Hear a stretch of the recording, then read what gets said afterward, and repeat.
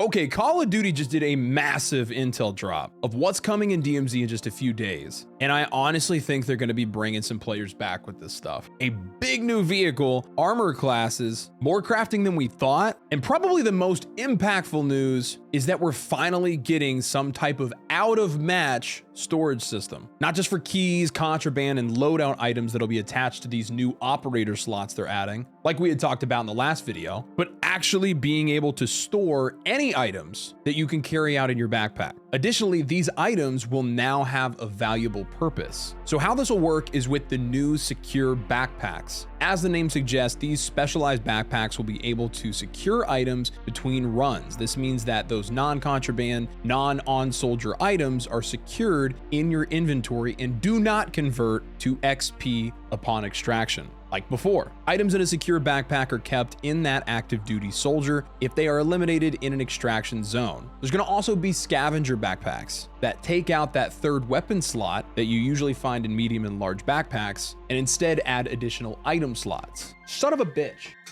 And instead add additional item slots, which will be great for specific missions that require you to either exfil or sell a large amount of items, especially in one raid. With the scavenger backpacks, you'll be able to carry much more. Now, along with the new backpacks, there's kind of a bigger bombshell with the plate carriers. DMZ is getting a new exclusive plate system that applies only to DMZ in a really cool way, actually. And you guys know this is the type of shit I've been asking for. Set DMZ apart from Warzone. Make it different. Well, this is a great way to do it. The first new carrier is the Tempered from Warzone, functioning the same way and allowing the operator that has it equipped to only need to fill it with 2 plates to fill it up all the way instead of 3. This gives you the same armor buff without the need to use as many plates, while also being faster to replate. This will be extremely useful to solo players. The next is a 3-plate medic vest that grants both faster revives on squad mates, as well as faster revives when using a self-revive kit. The third is a 3-plate comms vest. It's like a signal booster, and it has a few benefits. It increases the duration of all UAV technology, the kill streak, UAV towers, and enemy radios dropped by AI, and makes them function as advanced UAVs, meaning they also show player direction and location. As another bonus, this vest also gives you an audio cue when an enemy operator is close to you, like an auditory version of the high alert perk. This also could be pretty useful as a solo runner. The fourth is for the sneaky ghillie suit loot goblin people with the stealth plate carrier. It comes built in with the ghost perk, keeping you off enemy radars. If you like to stay hidden in a match, this will be the plate carrier that you're going to want to find or craft, which is the next big nugget that we just got about season 3. It looks like the workbench won't be the only way to craft items in the DMZ. The new barter option that'll be accessible from buy stations now kind of sounds more like crafting to me after reading this. You essentially will use recipes. These give instructions to your operator, including a component list, in order to build new equipment that can be more useful to your current situation. In other words, bartering is where you exchange items for others. At the start of season 3, some bartering recipes will be available for most of the new plate carriers and backpacks that we discussed earlier. You can also make kill streaks, self-revives, and keys.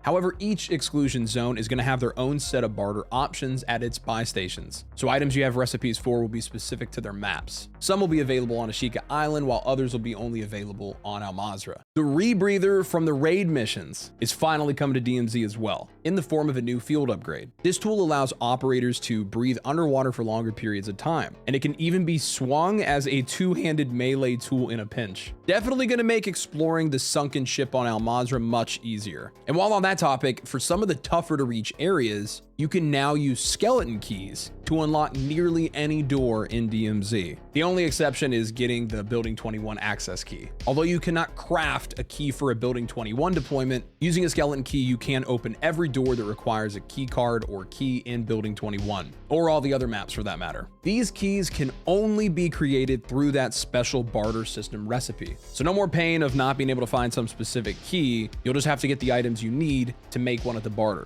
and then get access to any door. DMZ is also getting its largest vehicle yet, as well as a new way to exfil with it. The heavy chopper from Invasion is coming in DMZ Season 3, with the caveat that it is completely drained of its fuel, so operators must find special fuel around the airport, JP5, in order to get it into the sky. Once topped off with its fuel, the heavy chopper can fly around the map and even outside of boundaries. which is how you can exfiltrate with it at any time for free. After getting out of bounds, a countdown will appear just like a normal exfiltration until you ultimately are given the same treatment as a successful exfil. I'm sorry, but immediately my mind goes to, what if you were flying around in this bad boy and noticed somebody called in an extract? So you slow down and try to mimic the landing path of the heli they called in, except when they try to board this one, it's you and your squad ready for them. Dick move, but it would be kind of funny. Now I gotta be honest, in the matter of one seasonal update, Call of Duty is addressing most of the issues players were having with DMZ. Bugs and crashing aside, that is an entirely separate issue. But we're getting the ability to store random items outside of matches. We're getting massive features that differentiate DMZ from Warzone with the plate carrier classes. While the plate carrier classes in particular could also give an even larger upper hand to full squads, it also provides a benefit to solo players. And everything they're doing, it just shows that they do